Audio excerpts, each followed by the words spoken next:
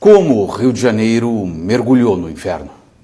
Para entendermos isso, se faz necessário recapitularmos a política nos últimos 35 ou 40 anos.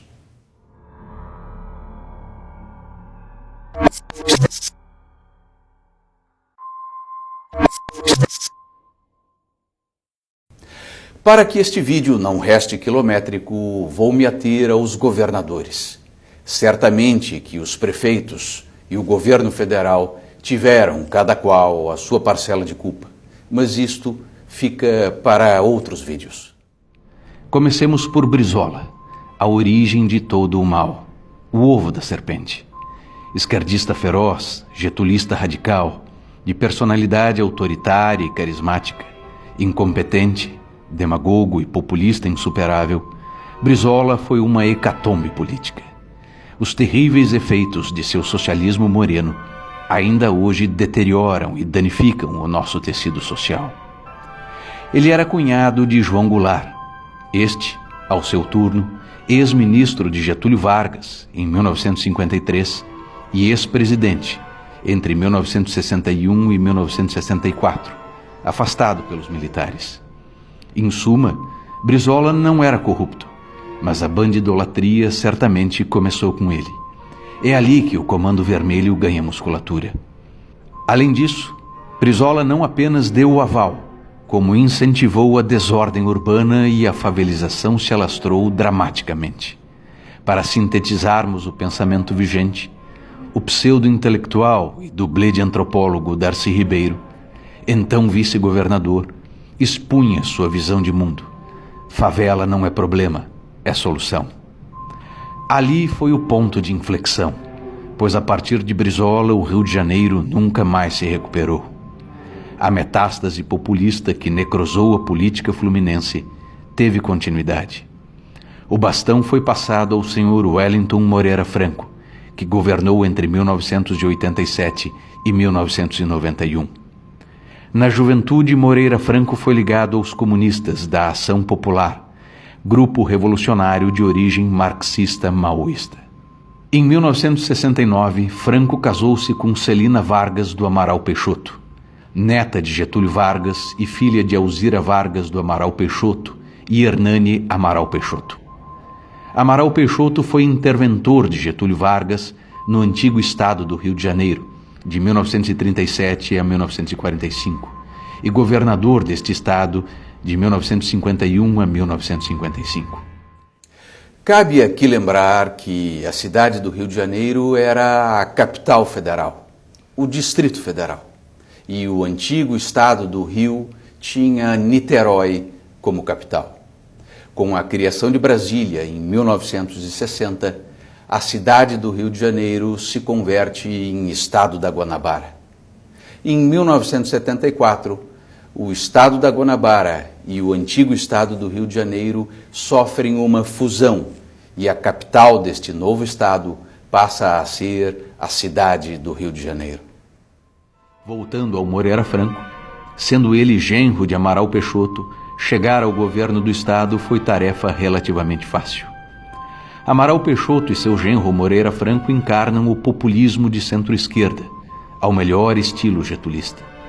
Paralelamente, do outro lado da Baía da Guanabara, Chagas Freitas governou o estado da Guanabara entre 1971 e 1975 e, após a fusão, foi governador do novo estado do Rio entre 1979 e 1983. Sintetizo a figura de Chagas Freitas dizendo que ele era a versão carioca do famoso governador paulista Adhemar de Barros, político que deu origem ao bordão "rouba, mas faz". Chagas Freitas consolidou seu domínio dentro do MDB guadamarino e, com a transformação do PMDB, dividiu o poder com Amaral Peixoto. Amaral Peixoto e Chagas Freitas deram forma, corpo e alma ao MDB, atual MDB de Eduardo Cunha, Pisciani, Sérgio Cabral, Pezão e Eduardo Paes. Espero que você tenha entendido por que o PMDB do Rio, sendo herdeiro destas pavorosas tradições, é tão populista, fisiológico, corrupto, demagogo e patrimonialista. Posteriormente a isso, Moreira Franco foi braço direito do ex-presidente Michel Temer e ambos acabaram presos. Acredito que isso seja autoexplicativo. Dando prosseguimento, temos o advogado Marcelo Alencar. Esquerdista desde os tempos de Getúlio Vargas, Alencar foi fiel escudeiro de Brizola, lhe sucedendo no segundo mandato. Aos mais jovens é bom lembrar que Brizola governou por 2 mandatos alternados, sendo a sequência de governos como Brizola, Moreira Franco, Brizola e Marcelo Alencar. Por óbvio, Alencar implantou, com algumas poucas variantes, o conhecido receituário centro-esquerda em sua gestão à frente do Palácio da Guanabara. Nessa trajetória, após Alencar, são inesquecíveis os nomes de Antony Garotinho e Rosinha Mateus, ambos casados entre si e ambos governadores em sequência. O casal Garotinho é oriundo do interior do estado e seu estilo de fazer política resulta da influência, por um lado, de Amaral Peixoto e, por outro, de Brizola. Como nota final, o casal Garotinho mistura, sem qualquer pudor, política e fé evangélica. Entremeando o governo de ambos, temos o PT no comando do Estado.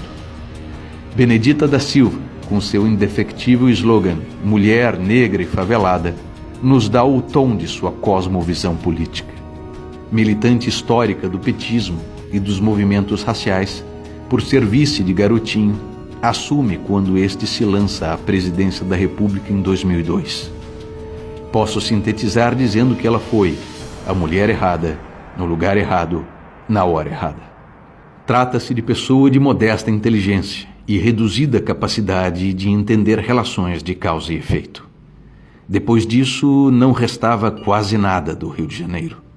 Foi neste contexto que as portas se abriram para o saqueador Sérgio Cabral Filho e sua trupe desse o tiro de misericórdia.